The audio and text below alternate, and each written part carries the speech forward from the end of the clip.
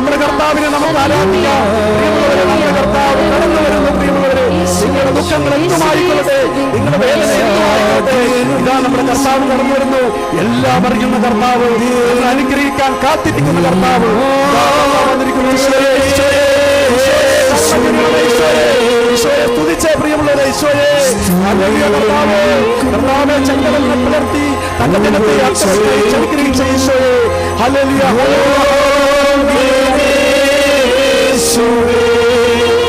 കൈകൾ വീശോന്ന് ചേർന്ന്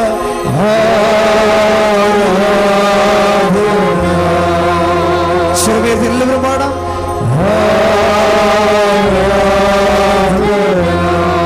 ആദ്യനും അന്ത്യനും ആദ്യനും അന്ത്യനും നീ മാത്രമേ യേശുവേ. സ്തുതികൾക്കും പുകഴ്ചയ്ക്കും യോഗ്യനേ യേശുവേ. ആരാധന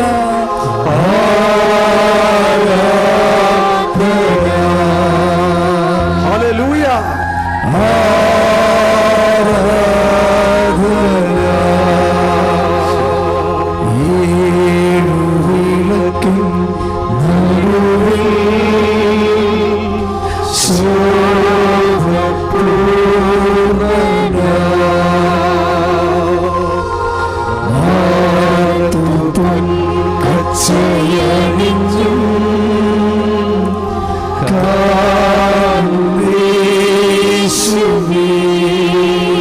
ആദ്യനും അന്ത്യനും ആദ്യനും അന്ത്യനും നീ മാത്രമേ യേശുവേ.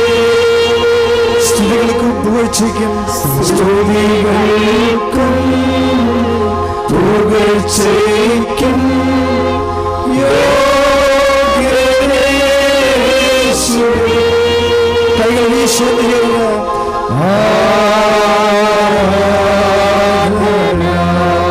സ്വർഗത്തെല്ലാം പാടാം.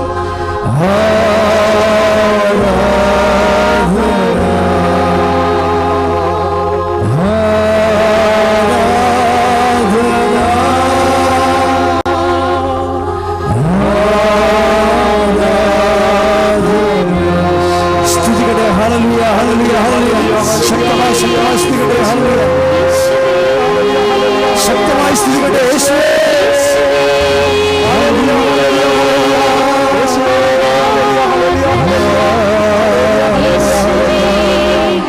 എല്ലാവരും ചേർന്ന് ഉറക്കെ സ്തുതിക്കട്ടെ. യേശുവേ,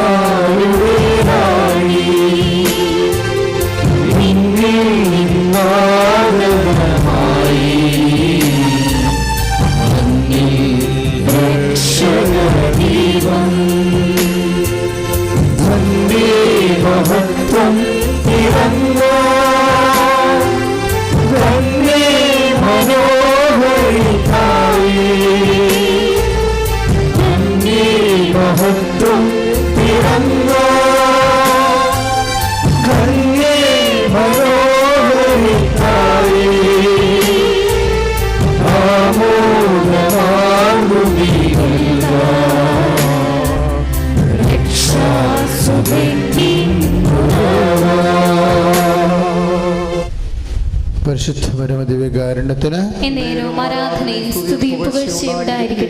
പരിശുദ്ധ പരമദിവ്യകാരുണ്യത്തിന് പരിശുദ്ധ പരമദിവ്യകാരുണ്യത്തിന് പ്രൈസ് ദി ലോർഡ്. എൻ്റെ ദൈവവേദനെ നമ്മൾ 65 സാക്ഷ്യങ്ങളാണ് ഇപ്പോഴേ കേട്ടത്. 4-5 ചൊവ്വാഴ്ചയാണ് ഇത്രയും സാക്ഷ്യങ്ങൾ വന്നിരിക്കുന്നത്. ഇതുപോലെ 70 സാക്ഷ്യങ്ങളാണ് ആദ്യ ചൊവ്വാഴ്ച വന്നത്. ഇങ്ങനെ ഓരോ ചൊവ്വാഴ്ചകളിലും അത് ഞായറാഴ്ചയുമൊക്കെ നമ്മൾ ജീവനോടെ ദൈവത്തിൻ്റെ കരസ്പർശങ്ങൾ പരിശുദ്ധ അമ്മ വഴി കൃപാസനത്തിൽ സംഭവിക്കുന്നത് കണ്ടുകൊണ്ടിരിക്കുക. അപ്പോൾ സ്വാഭാവികമായിട്ടും നിങ്ങൾ ഈശോ വരുമ്പോൾ ഇങ്ങനെ സ്തുതിച്ചാൽ പോരാ. നിങ്ങളാ പഴയ രീതിയിലാണ് ഇപ്പോഴും സ്തുതിച്ച് പോകുന്നത്, ഇല്ലേ? സത്യമായ ദൈവത്തിൻ്റെ കരസ്പർശം നമ്മുടെ പച്ച കണ്ണുകൊണ്ട് നമ്മൾ കണ്ടുകൊണ്ടിരിക്കുകയാണ്. ഇത് തന്നെയായിരിക്കും ഇനി നാളെ നിങ്ങൾക്ക് ഇതുവരെ സാക്ഷ്യം പറയാൻ പറ്റാത്ത സഹോദരങ്ങൾക്ക് ഇതേ അനുഗ്രഹമാണ് വരാൻ പോകുന്നത്. കാര്യം ഉടമ്പടി എന്ന് പറയണത് എന്താ? ദൈവത്തിന് ഒരു കാരണവശാലും നമ്മളെ ഒഴിവാക്കാൻ പറ്റാത്ത അമ്മയുടെ അത്രയും അപ്രതിഹിതമായ ഒരു ശക്തി, സാഹചര്യത്തിൻ്റെ മേലും സമയത്തിൻ്റെ മേലും അമ്മയ്ക്ക് ദൈവം നൽകിയ ശക്തിയെ ഹൃദയത്തിൽ വിശ്വസിച്ച് അധരം കൊണ്ട് ഏറ്റുപറയുന്ന വലിയൊരു പ്രാർത്ഥനാ പദ്ധതിയാണ്. അതുകൊണ്ട് അതിൻ്റെ സാക്ഷ്യങ്ങൾ ഉടമ്പടി ചെയ്തുകൊണ്ടിരിക്കുമ്പോൾ ആ തത്സമയമായില്ലേ ഇപ്പോൾ വന്ന് ആദ്യം 1 കൊല്ലം മുമ്പ് അമ്മ എന്നോട് പറഞ്ഞത് ഉടമ്പടി പ്രാർത്ഥന ഉടനടി പരിഹാരം എന്നാണ് പറഞ്ഞത്. അതൊക്കെ വെറുതെ ചിന്തിച്ച് പറഞ്ഞതല്ല. അതൊക്കെ ഇങ്ങനെ പ്രാർത്ഥനയിൽ മനസ്സിൽ ആത്മാവ് തോന്നിക്കുന്നതാണ്. അപ്പം ഞാൻ ഓർക്കും ഉടനടി ആയിരിക്കുമോ, പിന്നെ എന്താ ഇങ്ങനെ. ഞാൻ പക്ഷേ ആത്മാവിനനുസരിച്ച് ഞാനതിനകത്ത് അത് തന്നെ എഴുതി വെക്കുകയും ചെയ്തു പത്രത്തിൽ. പക്ഷേ അതുപോലെ തന്നെ ഇപ്പോൾ അക്ഷരാർത്ഥത്തിൽ ആ നടന്നുകൊണ്ടിരിക്കുന്ന അൾത്താറയിൽ നിന്ന് ഉടമ്പടി ചെയ്തുകൊണ്ടിരിക്കുന്ന സമയത്ത് തന്നെ ന്യൂസിലൻഡിൽ അന്യദേശങ്ങളിലും അന്യഭൂഖണ്ഡങ്ങളിലും അമ്മ നിന്നുകൊണ്ട് ആ വിഷയം ക്രമീകരിക്കണമെന്ന് നമ്മൾ കണ്ടതാണ്. നിങ്ങൾക്ക് അമ്മ ഒരു പദ്ധതിയാണ് ദൈവത്തിൻ്റെ രക്ഷാകര പദ്ധതി ഭൂമിയിൽ നിറവേറ്റിക്കൊണ്ട് എല്ലാവരെയും യേശുവിൻ്റെ രക്ഷാകര സംഭവത്തിലേക്ക് അമ്മ നയിച്ചുകൊണ്ടിരിക്കുക. അപ്പോൾ ഇതിൻ്റെയൊക്കെ ആത്യന്തികമായ ലക്ഷ്യം എന്താ? ഈശോയാണ്. യേശു കർത്താവാണെന്ന് ഹൃദയത്തിൽ നമ്മൾ വിശ്വസിക്കണം. എല്ലാവരും ആ വിശ്വാസത്തിൻ്റെ ആഴമങ്ങ് കൂട്ടണം. കൈ നെഞ്ചത്ത് വെച്ച് പ്രാർത്ഥിച്ച്, ആത്മാവേ, പരിശുദ്ധാത്മാവേ, ദൈവം ഈശോയെ മരിച്ചവരിൽ നിന്ന് ഉയർപ്പിച്ചുവെന്ന് എൻ്റെ ഹൃദയത്തെ അഭിഷേക വിധി പ്രകാരം വിശ്വസിപ്പിക്കണമേ. അപ്പം നമ്മൾ എന്താണ് വിശ്വസിക്കേണ്ടത്? നമ്മളെ ഹൃദയത്തിൽ വിശ്വസിക്കേണ്ടത് എന്താണ്? ദൈവം അവനെ മരിച്ചവരിൽ നിന്ന് ഉയർപ്പിച്ചു. Praise the Lord.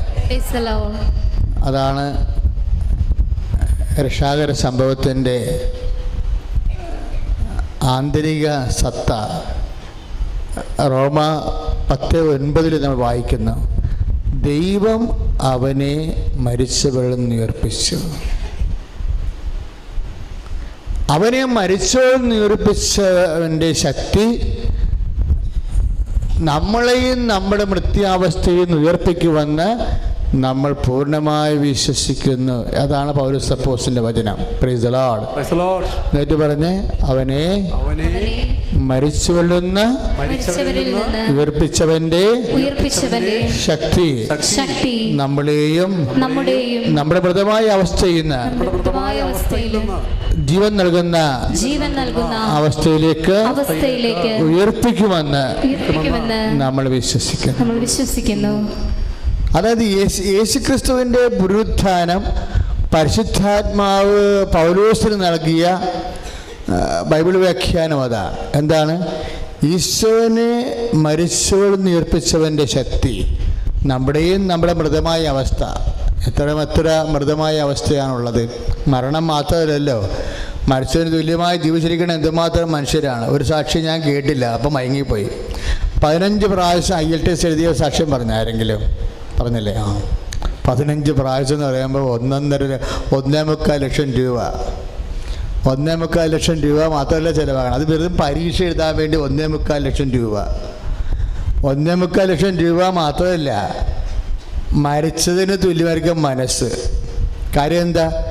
ഇനി ഇത് ജയിക്കാൻ പോണ, എങ്ങനെ ജയിക്കും? ഇത് ജയിച്ചിട്ട് ഇനി ഇങ്ങനെ എഴുതി അവസാനം അത് PSC എഴുതാൻ പറ്റത്തില്ല, അതുമില്ല ഇതുമില്ലാതെ എവിടെ പോയി ഒടുങ്ങാനാണ് ദൈവമേ.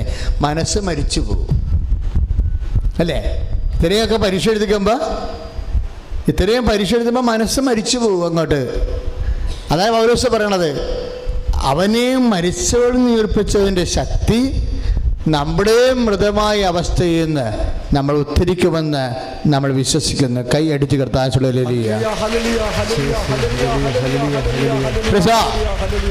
അപ്പം അവനെ മരിച്ചവൻ ഉയർപ്പിച്ചവൻ്റെ ശക്തിയാണ് ഉടമ്പടിയിൽ പരിശുദ്ധ അമ്മ വഴി പ്രവർത്തിക്കുന്നത്. അതാണ് ഉടമ്പടി ചെയ്യുമ്പോൾ ഈ മരിച്ച മനസ്സൊക്കെ ജീവനോടെ വരണ കാര്യം കണ്ടില്ലേ?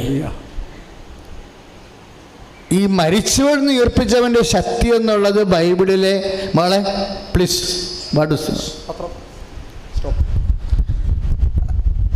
മരിച്ചവൻ ഉയർപ്പിച്ചവൻ്റെ ശക്തി എന്ന് പറയുന്നത് ബൈബിളിലെ വളരെ പ്രധാനപ്പെട്ട ഒരു വലിയ ധ്യാന വിഷയമാണ്. ഒന്ന് പറഞ്ഞ്, മരിച്ചവരിൽ നിന്ന് ഉയർപ്പിച്ചവൻ്റെ ശക്തി. അതൊന്ന് ആ വാക്ക് മാത്രം പറഞ്ഞുകൊണ്ടിരുന്നേ.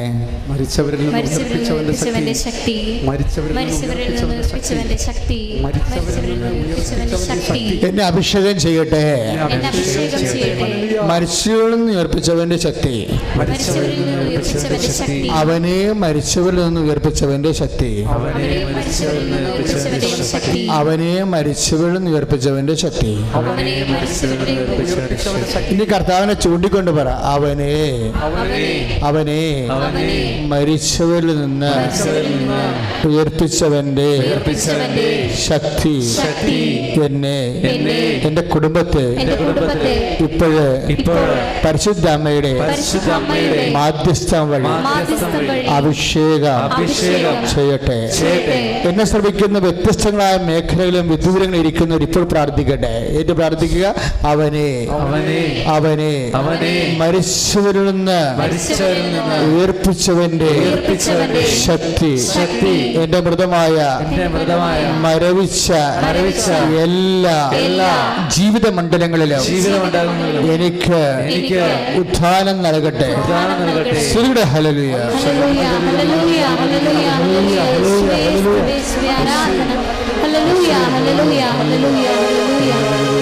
Amen.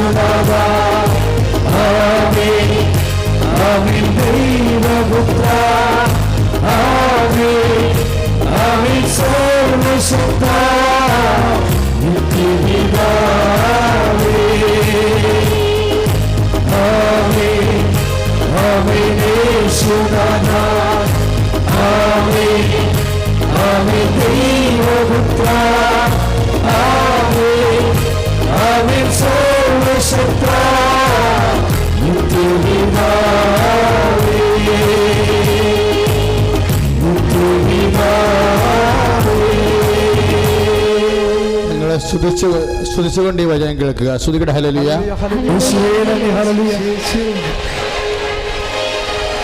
അതുവഴി അവൻ്റെ പ്രാഭവപൂർണമായ പ്രത്യാശയ്ക്ക് അനുസൃതമായി സ്തുതിക്കട്ടെ. ഹല്ലേലൂയ. വിശ്വാസികളായ നമ്മളിലേക്ക് പ്രവഹിക്കുന്ന അവൻ്റെ അപരിമേയമായ ശക്തിയുടെ മഹനീയത എത്രമാത്രമെന്ന് വ്യക്തമാകട്ടെ. ക്രിസ്തുവിനെ മരിച്ചവരിൽ നിന്ന് ഉയർപ്പിക്കുകയും സ്വർഗീയ ഇടത്തിൽ സ്വർഗത്തിൽ അവിടുത്തെ വലതുവശത്ത് ഇരുത്തുകയും ചെയ്തപ്പോൾ അവന് പ്രവർത്തിച്ചത് ഈ ശക്തിയാണ്. ഹല്ലേലൂയ. അങ്ങനെ ഈ യുഗത്തിലും വരാനിരിക്കുന്ന യുഗത്തിലും എല്ലാ ആധിപത്യങ്ങൾക്കും അധികാരങ്ങൾക്കും ശക്തികൾക്കും പ്രബുദ്ധങ്ങൾക്കും അറിയപ്പെടുന്ന എല്ലാ നാമങ്ങൾക്കുപരിയായി അവനെ ഉപവിഷ്ടനാക്കി. ഹല്ലേലൂയ. എഫെസ്യ ലേഖനം 1:21 അവനെയും മരിച്ചവരിൽ നിന്ന് ഉയർപ്പിച്ചവൻ്റെ ശക്തി അവനെ അറിയപ്പെടുന്ന ഈ ഭൂമുഖത്ത് അറിയപ്പെടുന്ന എല്ലാ നാമങ്ങളെക്കാൾ ഉപരിയായി ആ ശക്തി അവൻ്റെ നാമത്തിന് നൽകിയെന്ന്.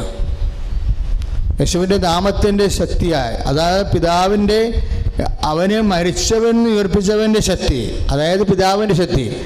ആ പിതാവിൻ്റെ ശക്തി ഉത്ഥാനമാകുമ്പോൾ യേശുവിൻ്റെ ശക്തിയായിട്ട്, യേശുവിൻ്റെ നാമത്തിൻ്റെ ശക്തിയായിട്ട് മാറും. അത് അപ്പോൾ യേശു രണ്ട് ശക്തി വരും യേശുവിന് പുത്രൻ തമ്പുരാൻ നിലയിൽ ഉണ്ടായിരുന്ന ശക്തി ഈശോ മഹത്വം പ്രാപിക്കുമ്പോൾ, പിതാവിൻ്റെ വലതുഭാഗത്തായിരിക്കുമ്പോൾ പിതാവിൻ്റെ ശക്തി കൂടി ഈശോൻ്റെ നാമത്തിലേക്ക് വരും. എൻ്റെ അമ്മേ, കൈയടിച്ച് കർത്താവ് ഹല്ലേലൂയ.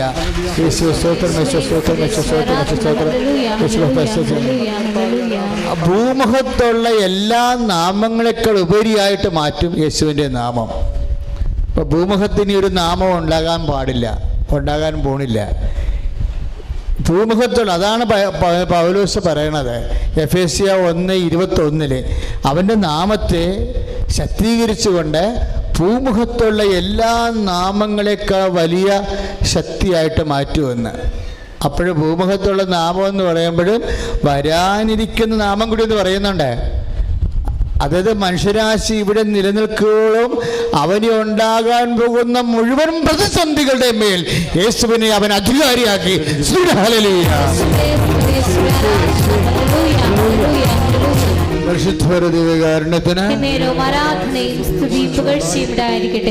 മക്കളെ, നമ്മൾക്ക് ഒരു വിഷയം ഉണ്ടാകുകയാണെന്ന് വിചാരിച്ചോ?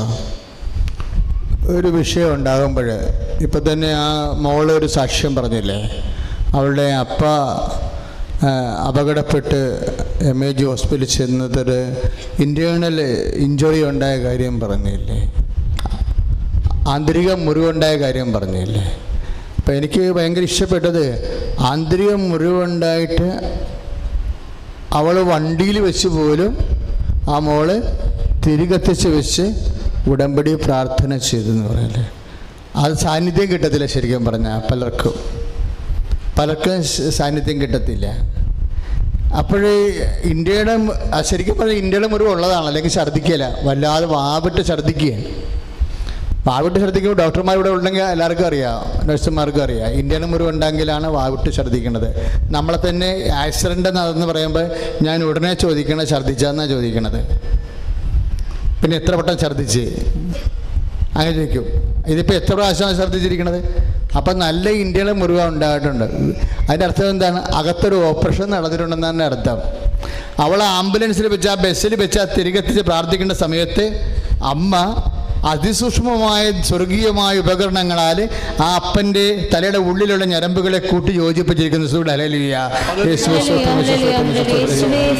അങ്ങനെ ഈ യുഗത്തിലും പറഞ്ഞേ അങ്ങനെ ഈ യുഗത്തിലും വരാനിരിക്കുന്ന യുഗത്തിലും എല്ലാ ആധിപത്യങ്ങൾക്കും അധികാരങ്ങൾക്കും ശക്തികൾക്കും പ്രബുദ്ധങ്ങൾക്കും അറിയപ്പെടുന്ന എല്ലാ നാമങ്ങൾക്കും ഉപരിയായി അവനെ ഉപവിഷ്ടനാക്കി കൈയടിച്ചു കൊടുത്ത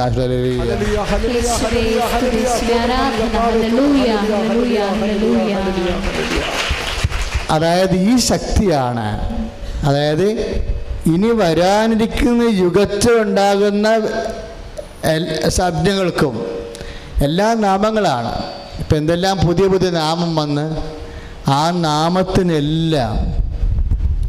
നാമത്തിനെല്ലാം ഇവനെ അധികാരിയാക്കിയാണ്. ഇപ്പം നമ്മളൊരു മൊബൈല് സെൽഫോണ് കേടായാൽ ശക്തമായ വിശ്വാസി എന്ത് ചെയ്യും? ആദ്യം അത് പ്രാർത്ഥിക്കും. എന്താ കാര്യം? സെൽഫോണെന്ന് പറയുന്നത് ഫോൺ നമ്പർ, മൊബൈലെന്ന് പറഞ്ഞാൽ പുതിയ പേരാണ് അല്ലേ? വാട്സപ്പും ഫേസ്ബുക്കും എല്ലാം എന്തെല്ലാം പുതിയ പുതിയ പേരുകൾ വരണല്ലേ? അപ്പം ഇനി വരാനിരിക്കുന്ന യുഗത്തിൽ പോലും ഇതിൻ്റെ മേലെല്ലാം എത്രയെല്ലാം പുതിയ പുതിയ പേരുകൾ വന്നാലും, പുതിയ പുതിയ എന്തെല്ലാം ശബ്ദങ്ങൾ വന്നാലും അതിൻ്റെ മേലെല്ലാം ഈശോനെ അധികാരിയാക്കിയത് എപ്പോഴാണ്? ഈശോ മഹത്വം പ്രാപിച്ചപ്പോഴാണ്. ഇതിൻ്റെ ഭയങ്കരമായ ദൈവികമായ ശക്തി അതിൻ്റെ ശാസ്ത്രം നമ്മൾ അറിയണം. യേശു പുത്രൻ തമ്പനായിരുന്നിട്ട് പിന്നെ വീണ്ടും മഹത്വം ഈശോ ഉയർത്തെഴുന്നേറ്റ് മഹത്വം പ്രാപിച്ചപ്പോൾ പിതാവിൻ്റെ ശക്തിയാണ് പിന്നെ ഈശോയിലേക്ക് പ്രവർത്തിക്കുന്നത്. അതുകൊണ്ട് ഈശോ പറയും ഞാൻ പിതാവ് ഒന്നാണെന്ന് പറയുന്നതിൻ്റെ ആ ആന്തരികമായ അർത്ഥം അപ്പോഴും അർത്ഥവത്താകും ശരിക്കും പറഞ്ഞാൽ. അപ്പോൾ യേശു ഇനി നമുക്ക് വേറെ ഒരാളെ ഒരു ഓപ്ഷൻ അന്വേഷിക്കേണ്ടി വരത്തില്ല. ഒന്നിനും മനുഷ്യൻ്റെ ഈ ഭൂമിയിലുള്ള അവസ്ഥകൾക്കും വരാനിരിക്കുന്ന ലോകത്തിൻ്റെ അവസ്ഥകൾക്കും യേശു അല്ലാതെ വേറെ ഒരു കാര്യം. അതല്ലേ യോഹന്നാൻ പണ്ട് ചോദിച്ചത്. യോഹന്നാൻ സ്നാപകൻ മത്തായിയുടെ സുവിശേഷം 11-ാം അധ്യായത്തിലെ ചോദ്യം എന്താ? 7 വരാനിരിക്കുന്നവൻ നീ തന്നെയോ അതോ വേറൊരാളെ ഞങ്ങളെ പ്രതീക്ഷിക്കണമോ? അപ്പം ഈശോ പറഞ്ഞ വാക്കെന്താ? അന്ധന്മാർ കാണുന്നു, ചികിടന്മാർ കേൾക്കുന്നു, ഊമർ സംസാരിക്കുന്നു, കുഷ്ഠരോഗിയുടെ സൗഖ്യം പ്രാപിക്കുന്നു, എന്നിൽ ഇടർച്ച വരാത്തവൻ ഭാഗ്യവാൻ. എപ്പോഴാണ് ഇടറണത്? ഇടറണത് എപ്പോഴാണ്? സാധാരണഗതിയിൽ ആരും ഇടറത്തില്ല. ഇടറണത് എപ്പോഴാ? ഇതുപോലെ അപ്പൻ അസുഖമായി കിടക്കുന്ന ഇതുപോലെയുള്ള അപകട സമയത്താണ് മനുഷ്യൻ ഇടറണത്. ഈ ഇടറുമ്പോൾ കാണിക്കുന്ന വിശ്വാസമാണ് വിശ്വാസം. വെറുതെ ഇരിക്കുമ്പോൾ കാണിക്കുന്ന വിശ്വാസമല്ല. എന്തെങ്കിലും കാര്യമായ ഇടർച്ചയിൽ നിൽക്കുമ്പോൾ ഇപ്പോൾ കഴിഞ്ഞ ദിവസം ഒരു സഹോദരൻ വന്ന് എൻ്റെ വാതിക്കൽ നിന്ന് ഞാൻ പറഞ്ഞു അദ്ദേഹത്തോട് ഉടമ്പടി ചെയ്യാം. അദ്ദേഹം ഒരു സങ്കടം എന്നോട് പറഞ്ഞപ്പോൾ ഞാൻ പറഞ്ഞു ഉടമ്പടി ചെയ്യുമെന്ന് പറഞ്ഞു. വൈകുന്നേരം ഞാൻ അത് കഴിഞ്ഞിട്ട് എനിക്കൊരു പ്രോഗ്രാം ഉണ്ടായി. ഞാൻ പോയിട്ട് ഞാൻ വരുമ്പോൾ 5 മണിക്ക് ആ സഹോദരനെ വീണ്ടും കണ്ട്. അപ്പോൾ ഞാൻ പോയി എന്തേ? അല്ല ഞാൻ ഉടമ്പടി ചെയ്യാൻ വേണ്ടി വന്നപ്പോൾ ഇവിടെ ഓഫീസ് അടച്ചു പോയെന്ന്. ഞാൻ പറഞ്ഞു സാരമില്ല, ഇനി ബുധനാഴ്ച ചെയ്യാം. പക്ഷേ ഞാൻ പറഞ്ഞപ്പോൾ ചെയ്താൽ മതിയായിരുന്നു അയാൾക്ക്. അങ്കമാലിൻ്റെ ചേട്ടനോട് ഞാൻ ഒറ്റ വാക്കല്ലേ പറഞ്ഞോളൂ, എപ്പോഴാണ് വരണത്? ആദ്യം വരികയാണല്ലേ, ഉടമ്പടി ചെയ്യും അല്ലേ? അതാര് പറഞ്ഞതാ? കർത്താവ് പറഞ്ഞതാ. അത് മനസ്സിലാക്കാനുള്ള ഒരു വിവേചന ശക്തി കേൾക്കുന്നവന് ഉണ്ടാകണം. അത് മാനുഷികമായിട്ട് എടുത്തു കഴിഞ്ഞാൽ വിഷയം മാറും. അവരുടെ പരിപാടി കുളിയും ദേവാലയവും ഭക്ഷണവും എല്ലാം കഴിഞ്ഞ് കറങ്ങിത്തിരിഞ്ഞ് ഒടിഞ്ഞും പടങ്ങി ഇവിടെ വന്നപ്പോൾ ക്ലോസ്. ഉടമ്പടി ഓഫീസ് ക്ലോസ് ചെയ്യണമെന്താ? കർത്താവിൻ്റെ വാതിലടച്ചെന്നതിൻ്റെ അർത്ഥം. വേറെ കാര്യമൊന്നുമില്ല എൻ്റെ അടുത്ത്. അല്ലാതെ ആ ചേച്ചി അവിടെ നിന്ന് പോയെന്നല്ല എൻ്റെ അർത്ഥം. അഭിഷിക്തനത് പറഞ്ഞപ്പോൾ ചെയ്താൽ മതിയായിരുന്നു. പിന്നെ തിരിച്ചു വന്നപ്പോൾ ഉടമ്പടി ഓഫീസിൻ്റെ വാതിലടച്ചെന്ന് കർത്താവിന് ഇന്ന് മനുഷ്യനെ സഹായിക്കാനുള്ള ഏറ്റവും എളുപ്പമുള്ള മാർഗം. സമസ്തവും ദൈവം അവൻ്റെ പാദത്തിൻ്റെ കീഴിലാക്കിയിരിക്കുന്നുവെന്ന് നമ്മൾ വായിക്കുമ്പോഴും പറയുമ്പോഴും 1 കൊറിന്തോസിന് 15:26 നമ്മൾ വായിക്കുമ്പോഴും ഈ എഫേസസ് 1:21 നമ്മൾ വായിക്കുമ്പോൾ ആ കീഴിലാക്കിയിരിക്കണം നമുക്ക് അനുഭവവേദ്യമാകണം. എപ്പോഴാണ്? ഇതുപോലുള്ള അനുഭവങ്ങൾ ഉണ്ടാകുമ്പോഴാണ്. അപ്പോഴാ മനുഷ്യൻ കരഞ്ഞുകൊണ്ട് എൻ്റെ അടുത്തൊരു കാര്യം പറഞ്ഞു. എന്താ പറഞ്ഞത്? വൈകുന്നേരം ഞാൻ കണ്ടപ്പോൾ, ഞാൻ കാലാകാലങ്ങളായി കർത്താവിൻ്റെ ശുശ്രൂഷ ചെയ്യുന്നയാളാണ്. എത്രയോ പേർക്ക് ഞാൻ ഓരോ ധ്യാനകേന്ദ്രങ്ങളുടെ മാസിക വാങ്ങിച്ച് വെറുതെ വിതരണം ചെയ്തിരിക്കണം. ഇത്രയും നാളെ കർത്താവിനെ മഹത്വപ്പെടുത്തുമ്പോൾ കർത്താവ് എന്നെ പരിപാലിക്കും എന്നുള്ള ചിന്തയാണ് എനിക്കുണ്ടായിരുന്നത്. ഇപ്പോൾ എൻ്റെ ജീവിതത്തിൽ എൻ്റെ കിടപ്പാടം തന്നെ ഇപ്പോഴും ജപ്തി ആയിരിക്കും. എൻ്റെ കിടപ്പാടം എന്നെ പറഞ്ഞ് പറ്റിച്ച പോലെ ഞാനിപ്പോൾ ഞാനും എൻ്റെ രോഗിയായ ഭാര്യയുമായിട്ട് അവിടെ നിന്ന് ഇറങ്ങേണ്ടി വരികയാണ്. എനിക്ക് പരീക്ഷണം, കടുത്ത പരീക്ഷണം എനിക്ക് താങ്ങാൻ പറ്റണില്ല, സഹിക്കാൻ പറ്റില്ല എന്ന് പറഞ്ഞപ്പോൾ ആ പ്രായമുള്ള മനുഷ്യൻ കരഞ്ഞ്. ഞാൻ നിശബ്ദമായി അദ്ദേഹം പ്രാർത്ഥിച്ചിട്ട് ഞാൻ പോയി. എന്താ കാര്യം? അപ്പനോട് ആശ്വസിപ്പിക്കുന്നതിൽ അർത്ഥമില്ല. അദ്ദേഹത്തിന് വേണ്ടി മധ്യസ്ഥം വഹിക്കുക മാത്രമേ എൻ്റെ അർത്ഥമുള്ളൂ. മാനുഷിക വാക്കല്ല അവിടെ വേണ്ടത്. അപ്പോഴേ പ്രാർത്ഥിക്കുക. പിന്നെ അദ്ദേഹം വന്ന് ഉടമ്പടി ചെയ്യുമ്പോൾ മാതാവ് അദ്ദേഹത്തിന് സഹായിക്കും. എന്നാലും ഒരിടർച്ച എന്നെ വഴി കണ്ടില്ലേ? നമുക്ക് എന്തെങ്കിലും സംഭവിച്ച് കഴിയുമ്പോഴാണ് നമ്മൾ എന്തുമാത്രം വിശ്വാസിയാണ് അല്ലേ എന്നറിയണത്. ഇപ്പോൾ രോഗിയായ ഭാര്യയും കൊണ്ട് കിടന്നുകൊണ്ടിരുന്ന താമസിച്ചിരുന്ന വീട്ടിൽ നിന്ന് ഇറങ്ങേണ്ടി വരുന്നൊരവസ്ഥ വരുമ്പോഴാണ് നമ്മൾ രണ്ടാമതിട്ട് ചിന്തിക്കണത്. ഇങ്ങനെയുള്ള ഒരു മരുഭൂമിയെ അതിജീവിക്കാൻ നിനക്ക് കഴിയുന്നുണ്ടെങ്കിൽ മാത്രമേ വിശ്വാസി എന്ന് പറയാൻ പറ്റത്തുള്ളൂ. അല്ലെങ്കിൽ പാരമ്പര്യ വിശ്വാസി എന്ന് വേണേൽ പറയാം. പാരമ്പര്യ വിശ്വാസി അല്ലേ നമുക്കുള്ളത്, എല്ലാവർക്കും തന്നെ ഉള്ളത്. ഈ പാരമ്പര്യ വിശ്വാസത്തെ നമ്മുടെ സ്വന്തം വിശ്വാസമാക്കി മാറ്റാൻ കിട്ടുന്ന സമയം ഇടർച്ചയുടെ സമയമാണ്. ഞാൻ ആരാണെന്നാണ് നിങ്ങൾ പറയുന്നത് ഈ ഇടർച്ചയുടെ സമയത്ത്. അതാണ് സംഭവം. ഞാൻ ആരാണെന്നാണ് നിങ്ങൾ പറയുന്നത് ഈ രോഗത്തിൻ്റെ സമയത്ത്. ഞാൻ ആരാണെന്നാണ് നിങ്ങൾ പറയുന്നത് ഈ കടത്തിൻ്റെ സമയത്ത്. ഞാൻ ആരാണെന്നാണ് നിങ്ങൾ പറയുന്നത് 10 പ്രാവശ്യം ഈ IELTS തോറ്റതിൻ്റെ സമയത്ത്. അതാണ് സമയം. ചോദ്യം അതാണ്. ഇപ്പം നമ്മൾ 8:27 മർക്കോസിൽ വായിക്കുന്നില്ലേ? 8:27 മർക്കോസിൽ വായിക്കുന്നില്ലേ? അതാണ് ഞാൻ ആരാണെന്നാണ് നിങ്ങൾ പറയുന്നത്. എപ്പോഴാണ്? വെറുതെ പറയാൻ പറ്റത്തില്ല. യേശു ആരാണെന്നാണ് നമ്മൾ പറയണത്. നമ്മൾ എപ്പോൾ പറയണമെന്നില്ല, ഏത് കാലഘട്ടത്തിൽ പറയുന്നു എന്നുള്ളതാണ് പ്രത്യേകത. എപ്പോഴും പറയുന്നതല്ല പ്രശ്നം. ഷെയറിന് നല്ല വിലയുള്ളപ്പോൾ പറയണം. അതായത് ഷെയറിന് യേശുക്രിസ്തു ഇപ്പം ഇതൊരു ഷെയർ മാർക്കറ്റിംഗ് പോലെയാണ് ശരിക്കും. അതായത് നമ്മൾ കർത്താവിൽ നിന്ന് ഷെയർ എടുക്കണേ എപ്പോഴാണ്? അതായത് നമ്മുടെ ജീവിതത്തിൽ വിശ്വാസം കൊണ്ട് പ്രത്യേകിച്ച് വിലയൊന്നും ഇല്ലാത്തപ്പോൾ ആണ് ഷെയർ എടുക്കേണ്ടത്. ഇപ്പം ആ ചേട്ടന് ഇപ്പം ഷെയർ എടുക്കേണ്ട സമയമാണ്. കാര്യം എന്താ?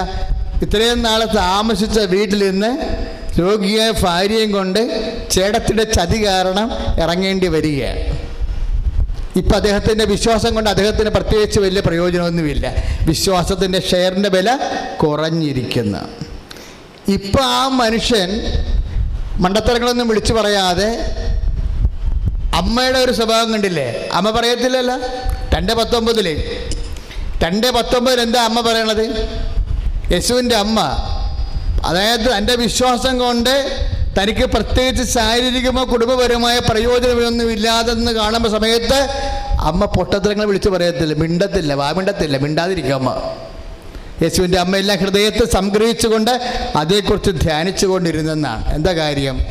അമ്മ മൗനം പാലിക്കുമ്പോൾ ഒരു യുദ്ധത്തിൻ്റെ മൗനവത്തിൻ്റെ ഒരു വെടിമരുന്നിൻ്റെ മണമാണ് എനിക്ക് വരുന്നത്. അമ്മയുടെ മൗനത്തിന് എനിക്കെപ്പോഴും വരണത് ഒരു വെടിപൊട്ടാൻ പോകുന്നുണ്ട്. അമ്മ കാഞ്ചി വലിച്ചിട്ടുണ്ട്. ഇത് കറക്റ്റായിട്ട് അടി പൊട്ടിച്ചത് തന്നെ. എന്താ കാര്യം? പണ്ടെല്ലാം മൗനം പാലിച്ച ആൾക്കാരെ പറഞ്ഞിട്ടുള്ള വർത്തമാനങ്ങളുണ്ട്.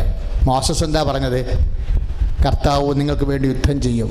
ഈ യുദ്ധം കർത്താവ് നിങ്ങൾക്ക് വേണ്ടി യുദ്ധം ചെയ്യും, നിങ്ങൾ മൗനമായിരുന്നാൽ മതിയെന്ന് അല്ലേ? പുറപ്പാട് 14:14. നമ്മുടെ ലൂക്ക 2:19 ശരിക്കും പുറപ്പാട് 14:14 ലിങ്ക് ചെയ്യേണ്ടതാ. എന്താ കാര്യം? നിന്റെ ജീവിതത്തിൽ നിന്റെ കൈ, നിന്റെ ബുദ്ധി, നിന്റെ ശക്തി, നിന്റെ ശേഷി, നിന്റെ ശേമുഷി ഇതുകൊണ്ട് കൈകാര്യം ചെയ്യാൻ പറ്റാത്ത വിഷയങ്ങൾ വരുമ്പോൾ യുദ്ധം നമ്മുടേതല്ല, പിന്നെ യുദ്ധവിശ്വാസിക്ക് യുദ്ധമാണതാണ്. മാസ്റ്റർ പറയുമ്പോൾ ഈ യുദ്ധം കർത്താവിൻ്റെതാണ് എന്ന് പറഞ്ഞേ. ഈ യുദ്ധം കർത്താവിൻ്റെതാണ്, ഈ യുദ്ധം കർത്താവിൻ്റെതാണ്. പുറപ്പാട് 14:14 ഈ യുദ്ധം കർത്താവിൻ്റെതാണ്. അതായത് കർത്താവ് നിങ്ങൾക്ക് വേണ്ടി യുദ്ധം ചെയ്യുമെന്ന്. എല്ലാ വിശ്വാസ സിംഹങ്ങളും പറഞ്ഞിരിക്കുന്നത് അങ്ങനെയാണ്. ദാവീദും പറഞ്ഞ ഗോലിയാത്തിനെ കണ്ടപ്പോൾ പറഞ്ഞ എന്താ? ഈ വാക്ക് തന്നെ പറഞ്ഞത് 17:47 1 സാമുവേൽ 17:47 ഈ യുദ്ധം കർത്താവിൻ്റെതാണ്. ഗോലിയാത്തിനെ കണ്ടാൽ സാമുവേല് ഒരു ദാവീദ് ഒരു ഇടയച്ചെറുക്കൻ ഈ മഹാരാക്ഷസനെ കണ്ടിട്ട് എന്ത് ചെയ്യാനാ? അപ്പോഴും ദാവീദ് മനസ്സിലായി, പരിശുദ്ധായ പറഞ്ഞു, ദാവീദേ നീ യുദ്ധം ചെയ്യാൻ കർത്താവ് ഉദ്ദേശിക്കണില്ല, നിനക്ക് വേണ്ടി യുദ്ധം ചെയ്യാൻ കർത്താവ് പരിചയം വാള് വാങ്ങി നിൽക്കുന്നു. ഉടനെ ദാവീദ് പറഞ്ഞു, നിന്നെ ഞാൻ കഷ്ണിച്ച് കഴുകന്മാർക്ക് ഭക്ഷണമാക്കും, കാരണം ഈ യുദ്ധം കർത്താവിൻ്റെതാണെന്ന്. നീ ഇടിച്ച് കർത്താവിനോട് ഹല്ലേലൂയ.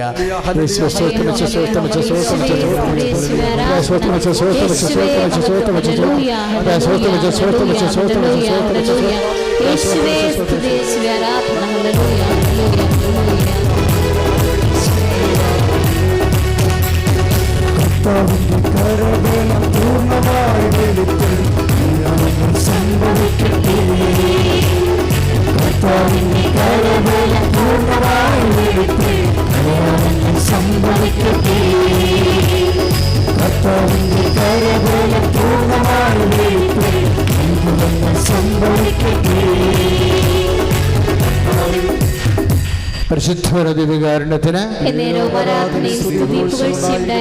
അതുകൊണ്ട് എപ്പോഴും ശ്രദ്ധിക്കണം.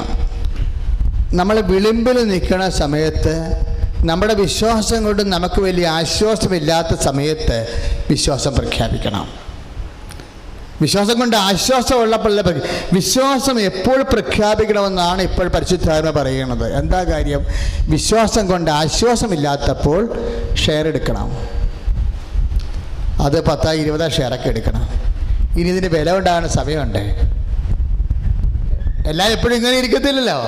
മിശിഹ ഇതെല്ലാം സഹിച്ച് മഹത്വത്തിലേക്ക് കരയേറേണ്ടത് ആവശ്യമാകുന്ന മഹത്വത്തിൻ്റെ കാലം വരത്തില്ലേ? അല്ലേ? ഇപ്പം വിലയില്ല, വിശ്വാസം വിലയില്ലാത്ത സമയത്ത് നീ മാക്സിമം ഷെയർ വിശ്വാസം പ്രഖ്യാപിച്ചുകൊണ്ട് എടുത്തു കഴിയുമ്പോൾ മഹത്വത്തിൻ്റെ സമയമാകുമ്പോഴേ ഇതിനൊക്കെ 10,000 കോടിക്കണക്കിന് രൂപ വിലയായിരിക്കും.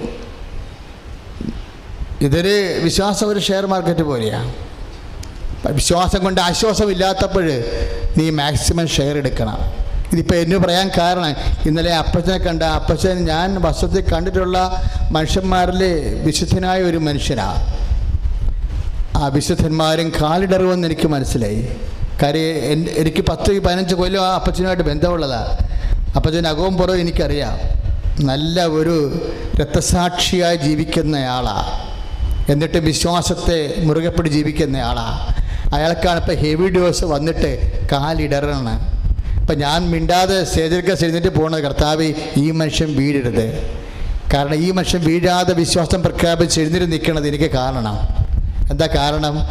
വിശുദ്ധന്മാർക്കും വീഴ്ച ഉണ്ടാകും. കർത്താവ് കൊടുക്കുന്നതാണ്. അത് കൊടുക്കുമ്പോൾ ശരിക്കും പറഞ്ഞാൽ ഈ അതായത് നമ്മൾക്ക് തരുന്ന ഒരു പ്രോജക്റ്റ്, ഇതിനെ ഞാൻ പ്രോജക്റ്റ് എന്നാണ് സാധാരണ വിളിക്കുന്നത്. നമുക്ക് തരുന്ന ഒരു, ഇപ്പം നിന്നോട് 10 കിലോ പൊക്കാൻ പറഞ്ഞാൽ അതിൻ്റെ അർത്ഥം എന്താ? അതിൻ്റെ അർത്ഥം 10 കിലോ പൊക്കാൻ പറഞ്ഞിരിക്കുകയാണ്. അതിൻ്റെ അർത്ഥം എന്താണ്? 12 കിലോ പൊക്കാനുള്ള കരുത്ത് കർത്താവ് തരാൻ പോകുമ്പോഴാണ് 10 കിലോന് എടുക്കാൻ പറയണത്. അധ്വാനിക്കുന്നവനെ, ഭാരം വഹിക്കുന്നവനെ എൻ്റെ അടുത്ത് വരിക, ഞാൻ നിങ്ങളെ ആശ്വസിപ്പിക്കാവുന്നല്ലേ. അപ്പം ആ വാക്കിന് മാറ്റം ഉണ്ടാകുമോ? നിങ്ങൾ പറ, മാറ്റം ഉണ്ടാകുമോ? 11:28 മത്തായിയുടെ സുവിശേഷം ഈശോ പറഞ്ഞു, അധ്വാനിക്കുന്നതിനെ, ഭാരം വഹിക്കുന്നവനെ എൻ്റെ അടുക്ക് വരിക, ഞാൻ നിങ്ങളെ ആശ്വസിപ്പിക്കാവുന്നു. ഉറപ്പാണല്ലോ. അപ്പം ആശ്വാസം വരുമെന്ന് ഉറപ്പാണല്ലോ. അപ്പം ഭാരം വഹിക്കുന്നവന് ആശ്വാസം വരുമ്പോൾ, ഒരു ഭാരം കൊണ്ടുവന്ന് വെക്കുമ്പോൾ നമ്മൾ എന്താ ചെയ്യേണ്ടത്? കർത്താവ് ഇത് 10 കിലോ ഉണ്ട്, ഞാനിപ്പോൾ പരിശുദ്ധാത്മാവ് എനിക്ക് മനസ്സിലാക്കി തന്നിരിക്കുന്നത് 15 കിലോ എടുക്കാൻ. എനിക്ക് പണ്ട് 5 കിലോ പൊക്കാനുള്ള കരുത്തേ ഉണ്ടായിരുന്നുള്ളൂ. നീ ഇപ്പോൾ 10 കിലോ എൻ്റെ മുമ്പിൽ വെച്ചിരിക്കുകയാണ്. അപ്പോൾ എനിക്കിപ്പോൾ 5 കിലോ എടുക്കാനുള്ള തൂക്കമേ ഒക്കെ കരുത്തേ ഉള്ളൂ. അപ്പോൾ നീ 5 കിലോ വെച്ചപ്പോൾ അതിൻ്റെ അർത്ഥം എന്താ കർത്താവേ, നീ 15 കിലോ വെക്കാനുള്ള പരിശുദ്ധാത്മാവിനെ തരാൻ എന്നെ ആഗ്രഹിക്കുന്നു. അതുകൊണ്ട് ഈ ഭാരത്തെ ഓർത്ത് ഞാൻ സ്തുതിക്കുന്നു. നമ്മുടെ രോഗത്തെ ഓർത്ത് സ്തുതിക്കട്ടെ, ഭാരത്തെ ഓർത്ത് സ്തുതിക്കട്ടെ. ഹല്ലേലൂയ. അപ്പോൾ ഈ ഭാരങ്ങൾ വരുമ്പോഴുണ്ടാകുന്ന, രോഗങ്ങൾ വരുമ്പോഴുണ്ടാകുന്ന, കടങ്ങൾ വരുമ്പോഴുണ്ടാകുന്ന, മനഭാരം കൂടുമ്പോഴുണ്ടാകുന്ന നമ്മുടെ ആന്തരികമായ നിലപാട് എന്തായിരിക്കണം? എന്താണ്? ദൈവം അവനെ മരിച്ചോളെന്ന് ഏൽപ്പിച്ചു എന്ന് ഹൃദയത്തെ വിശ്വസിക്കണം. നിൻ്റെ ജീവിതത്തിൽ കടങ്ങൾ വരുമ്പോൾ, ഇപ്പം മാർച്ച് മാസമാകാൻ പോകണം, ജപ്തി നടപടി ഇപ്പം തന്നെ പലർക്കും വന്നു കാണാം. ഒരു ബാങ്ക് ഒരു ഉമ്മാക്കി കേട്ടി ആരെയും പേടിപ്പിക്കണ്ട. ജോസഫ് അച്ഛൻ 27 കൊല്ലമായിട്ട് ജപ്തി നടപടി കണ്ടുകൊണ്ടിരിക്കുന്ന ആളാണ്, ഇല്ലേ? എത്ര ആയിരങ്ങളെ ഈ ആലയത്തിൽ തന്നെ കർത്താവ് നിലനിർത്തി തന്നിരിക്കണം. നമ്മൾ ജീവിക്കും. കാര്യം എന്താ? നമ്മളുടെ അവൻ പറഞ്ഞിട്ടുണ്ട്, ഞാൻ ജീവിക്കണം, അതിനാൽ നിങ്ങളും ജീവിക്കും. 14-19 യോഹന്നാന്റെ സുവിശേഷം. ശ്രദ്ധിക്കട്ടെ. ഹല്ലേലൂയ. എന്ത് ഇപ്പം നാത്തും മിണ്ടാതിരുന്നാലും, വീട്ടുകാർ വീട്ടിൽ നിന്ന് ഇറങ്ങിപ്പോണെന്ന് പറഞ്ഞാലും, വാടക ഒഴിയണം, ഞങ്ങൾക്ക് വേറെ ആൾക്കാരെ ഏൽപ്പിക്കണം എന്ന് പറയത്തില്ലേ? ഇപ്പം 11 മാസമായി കഴിയുമ്പോൾ 10 മാസമാകുമ്പോൾ തന്നെ പറഞ്ഞ് തന്നെ ഞങ്ങൾക്ക് ഇത് റിപ്പയർ ചെയ്യാനുണ്ട്. ഒരു റിപ്പയർ ചെയ്യാനുണ്ടാകത്തില്ല, നമ്മളപ്പോൾ കൊച്ചു പുറത്ത് ചാടിക്കാൻ വേണ്ടി പറയണതായിരിക്കും. റിപ്പയർ ചെയ്യാനുണ്ട്. ഇപ്പം നമ്മൾ സാക്ഷ്യം കേൾക്കുന്നുണ്ടല്ലോ, ഇറങ്ങാൻ പറഞ്ഞ ആൾക്കാർ തന്നെ തിരിച്ച് വന്നിട്ട് പറയുകയാണ്, 1 കൊല്ലം കൂടി താമസിച്ചോളാൻ പറയണില്ലേ? അന്തിമ തീരുമാനം അമ്മ തീരുമാനിക്കും. ഇത്രയുള്ള കാര്യങ്ങളാണ്. കാര്യം എന്താണ്? തീരുമാനങ്ങളെല്ലാം എടുക്കാനുള്ള കഴിവ് അമ്മക്ക് കൊടുത്തിട്ടുണ്ട്. The power to determine and take decision. കൈയടിച്ച് കർത്താവ്.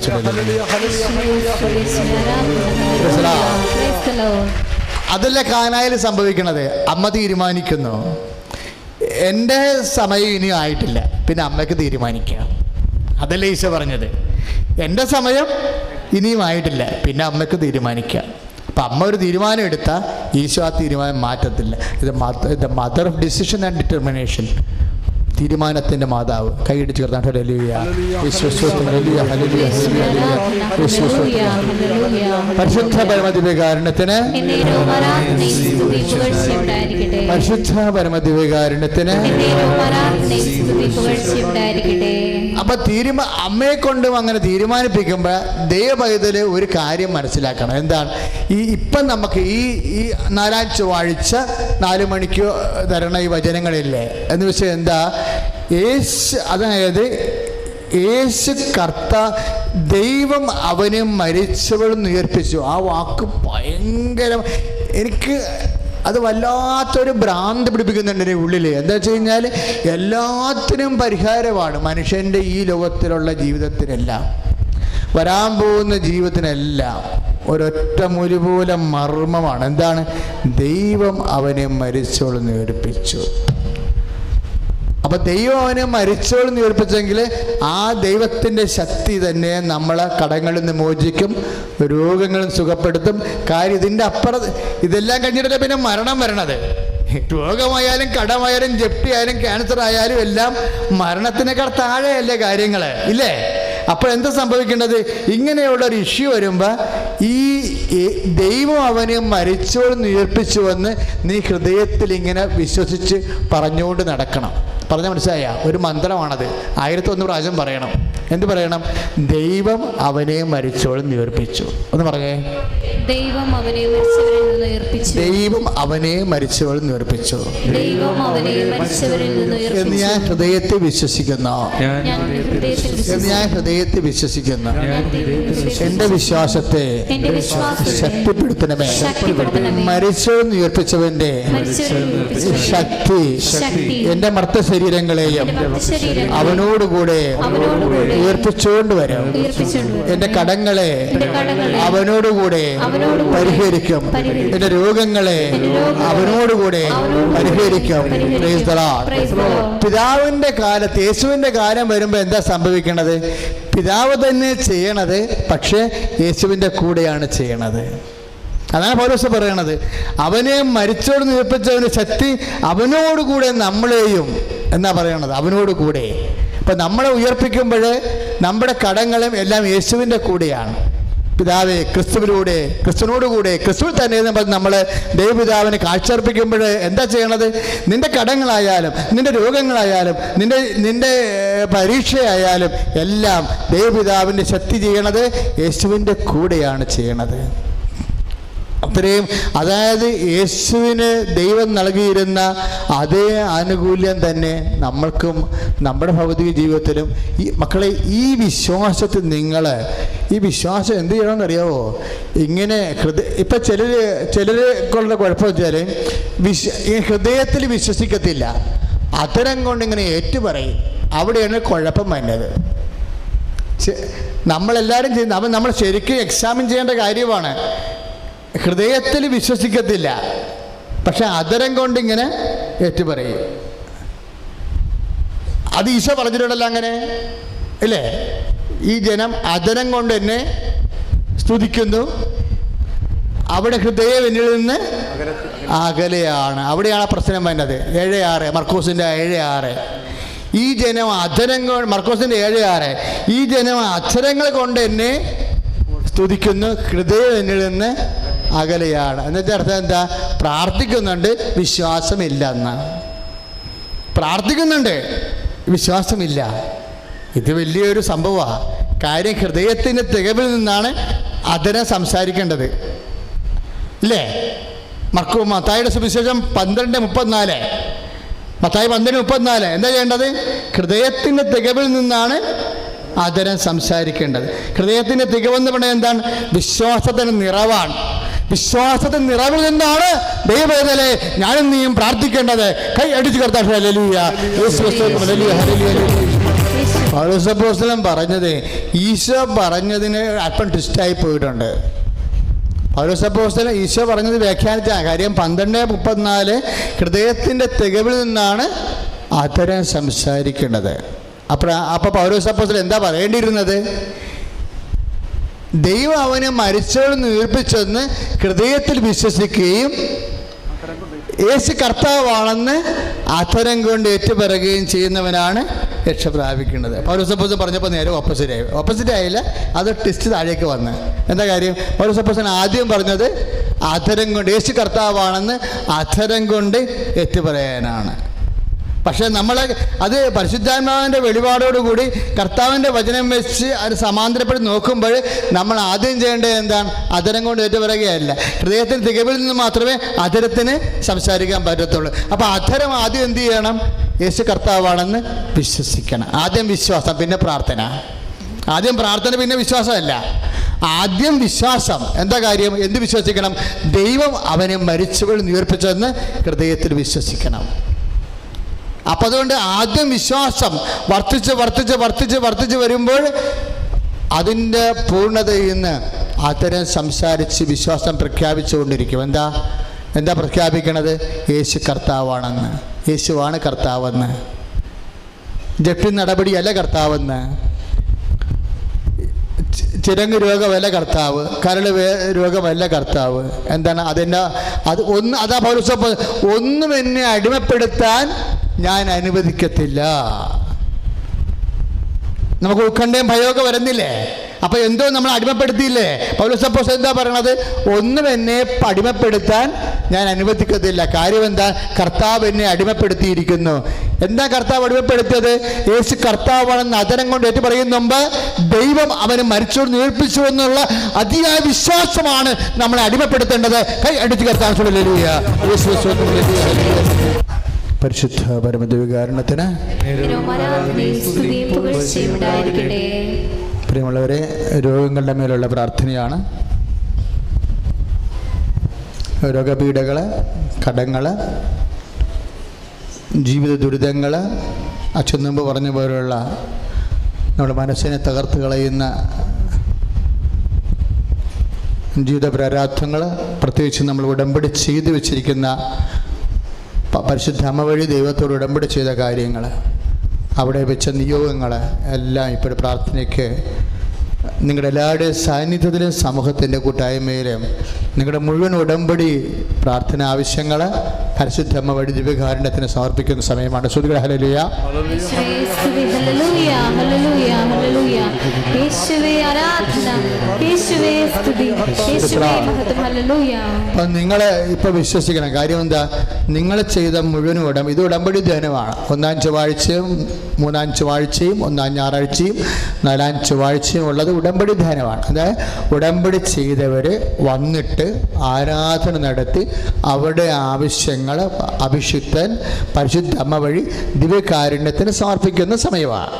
അപ്പം നിങ്ങളുടെ ബുദ്ധി, നിങ്ങളുടെ മനസ്സിൽ സന്തോഷമാണ് ഉണ്ടാകേണ്ടത്. എന്താ? ഈ ആഴ്ച അല്ലെങ്കിൽ ഈ മാസം അത് കർത്താവ് തീരുമാനിക്കുന്ന സമയത്ത് എനിക്ക് സമാധാനം വരുമെന്ന്. സുധുല ഹല്ലേലൂയ. യേശുവേ സ്തോത്രം.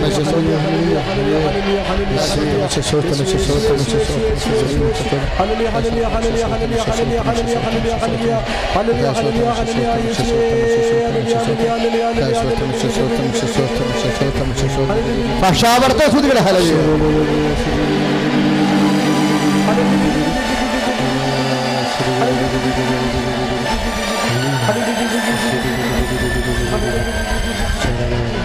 ഭാഷാവർദ്ധ സ്തുതിയുടെ ഹല്ലേലൂയ.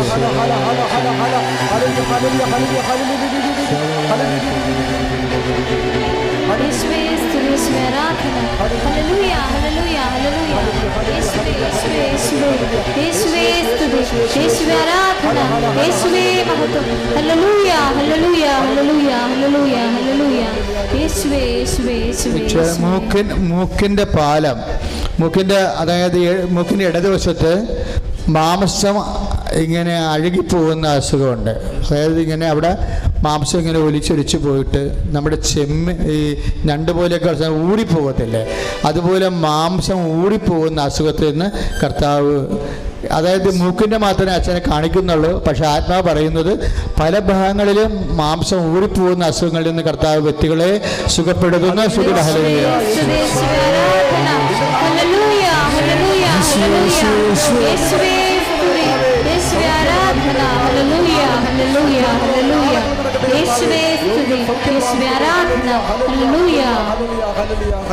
ഇടത് ബ്രസ്റ്റിന് ക്യാൻസർ ഉള്ള ഒരു മകള് അച്ഛനെ കുറച്ചു മുമ്പ് പ്രാർത്ഥിക്കാൻ വേണ്ടി വന്നിരുന്നു. ഇപ്പൊ നിങ്ങൾ സമൂഹം മുഴുവനും ആ ഇടത് ബ്രസ്റ്റിന് ക്യാൻസർ ഉള്ള മകളുടെ സൗഖ്യത്തിന് വേണ്ടി സ്തുതിയുടെ ഹല്ലേലൂയ.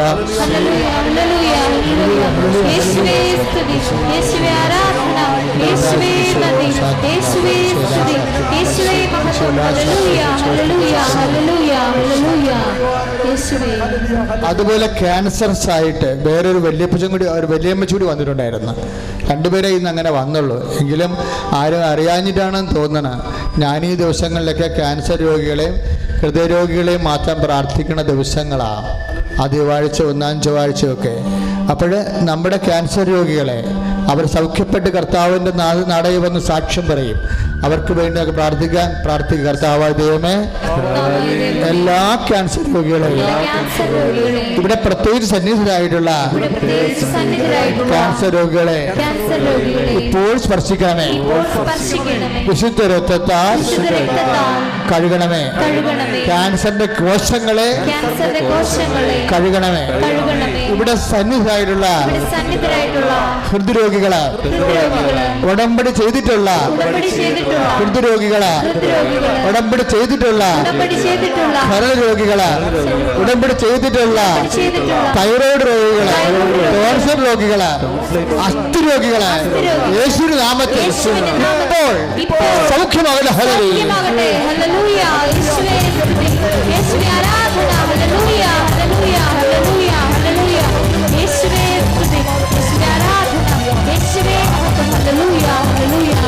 രോഗമെല്ലാം മാറിയിടട്ടെ, തിന്മയെല്ലാം നീങ്ങിയിടട്ടെ.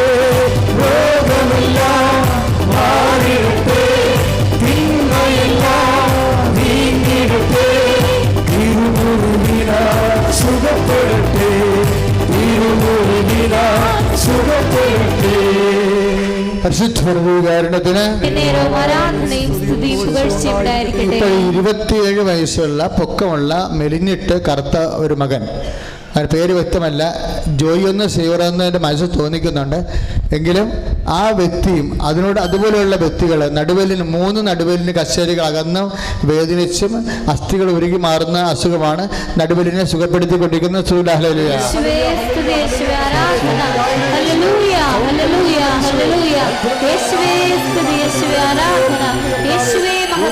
യേശുവേ ആരാധന. ഉദര രോഗികൾക്ക് വേണ്ടി പ്രാർത്ഥിക്കാൻ ഈശോ ആവശ്യപ്പെടുന്ന, ഉദര രോഗികൾക്ക് വേണ്ടി പ്രാർത്ഥിക്കാൻ ഈശോ കാണിച്ചു തരുന്നു. നിങ്ങൾ ഉദര രോഗമുള്ളവരെ ഇപ്പോൾ ഉദരത്തിൽ കൈവെക്കേണ്ടതാണ്.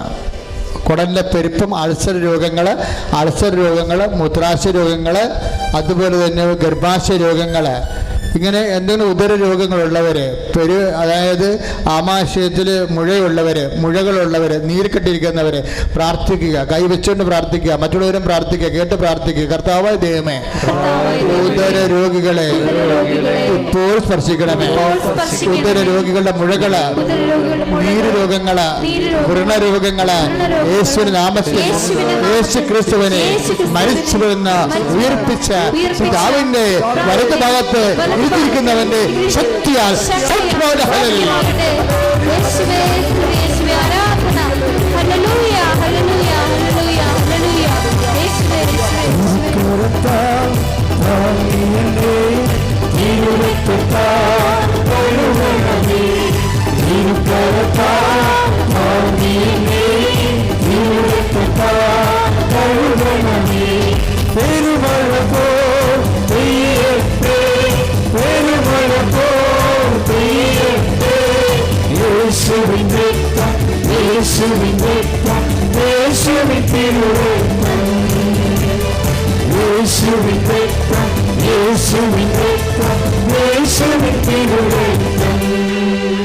മരവിച്ച മാംസപേശികള്, കല്ലുപോലെ ഇരിക്കുന്ന സ്ഥലങ്ങള് കർത്താവ് മാർദ്ദവവും മാംസവുമാക്കുന്നു. സ്തുതിയുടെ ആശീർവാദം.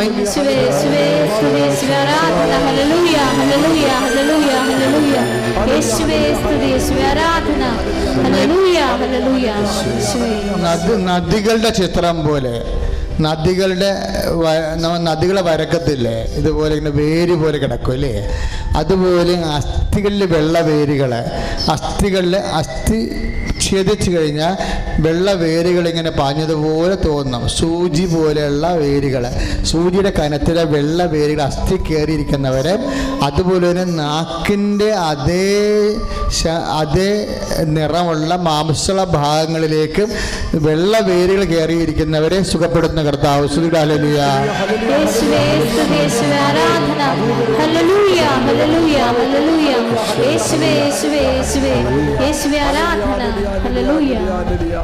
അതായത് കറുത്തിട്ട് ഇങ്ങനെ കൊമ്പൊക്കെ വെച്ചിട്ട് ഒരു സാധനം, അതായത് അതും ഇതുപോലെ ഒരു പുഴുവിനെ പോലെ, പുഴുവല്ല, ഒരു തരം ഒരു പുണ്ണ് പോലെ ഇങ്ങനെ ഉള്ളിലിരിക്കും. ആ വ്യക്തിയെ കർത്താവ് സ്പർശിച്ച് സുഖപ്പെടുത്തി കൊടുക്കുന്നു. അല്ലെങ്കിൽ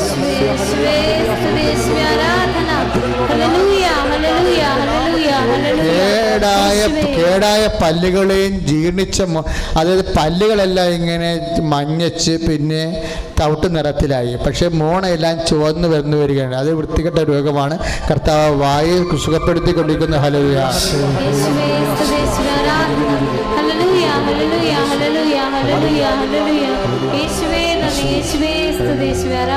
കർത്താവ് കണ്ണുകളെ സ്പർശിച്ചുകൊണ്ടിരിക്കുന്ന, പ്രത്യേകിച്ച് വലത് കണ്ണിനെ, അതിന്റെ കാഴ്ചയെ തെളിച്ചുകൊണ്ടിരിക്കുന്ന. സ്തുതിയുടെ ഹല്ലേലൂയ.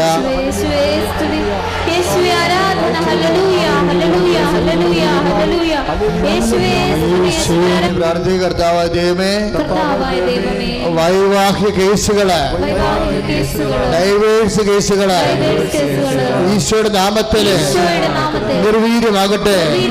ഈശോയുടെ നാമത്തില് കുഞ്ഞുങ്ങളില്ലാത്തവര്, വിവാഹം ഒത്തുവരാത്തവര്, മക്കളില്ലാത്തവര്, ഭവനരഹിതര്, വീട് സ്ഥലമില്ലാത്തവര്, ജോലിയില്ലാത്തവര്, പഠിച്ചിട്ട് മനസ്സിലാകാത്തവര്, പഠിക്കാൻ പോകുന്ന കുഞ്ഞുങ്ങള്, പരീക്ഷ എഴുതാൻ പോകുന്ന കുഞ്ഞുങ്ങള് കർത്താവിന്റെ കൃപയാൽ നിറയട്ടെ.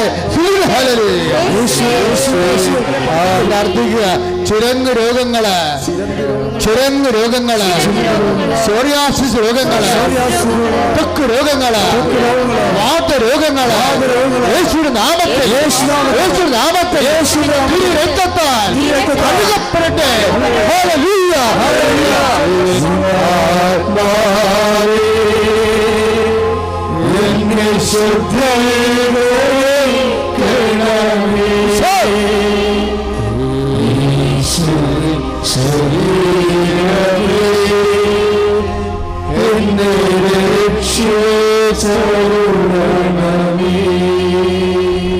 പ്രിയമുള്ളവരെ, ഉടമ്പടി ചെയ്യാത്തവർക്ക് വേണ്ടി പ്രാർത്ഥിക്കാം. ഇത് പ്രാർത്ഥിക്കുക. കർത്താവ് ദൈവമേ, ഉടമ്പടി ചെയ്യാത്ത മക്കള് അങ്ങയുടെ സന്നിധാനത്തിൽ ഇപ്പോൾ കണ്ണുനീരോടെ പ്രാർത്ഥിക്കുന്ന വിഷയങ്ങളെ അമ്മേ, പരിശുദ്ധ അമ്മേ, അമ്മയുടെ കൈകളെ നിലണമേ.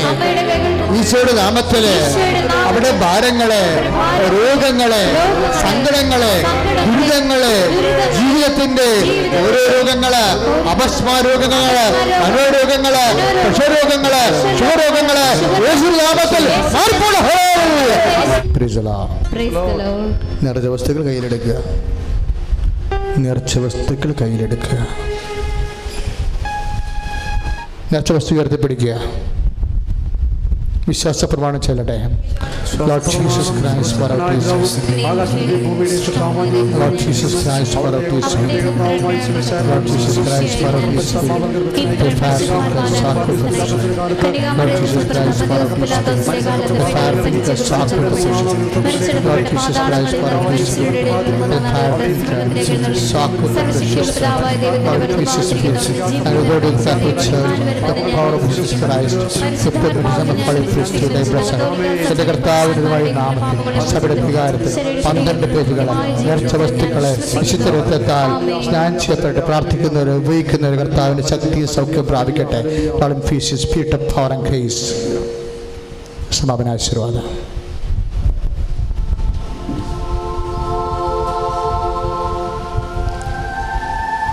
പരിശുദ്ധ പരമദീപികാരുണ്യത്തിന്, പരിശുദ്ധ പരമദീപികാരുണ്യത്തിന്, പരിശുദ്ധ പരമാദീപികാരുണ്യത്തിന്, പരിശുദ്ധ പരമാദീപികാരുണ്യത്തിന്, പരിശുദ്ധ പരമദീപികാരുണ്യത്തിന്, പരിശുദ്ധ പരമദീപികാരുണ്യത്തിന്.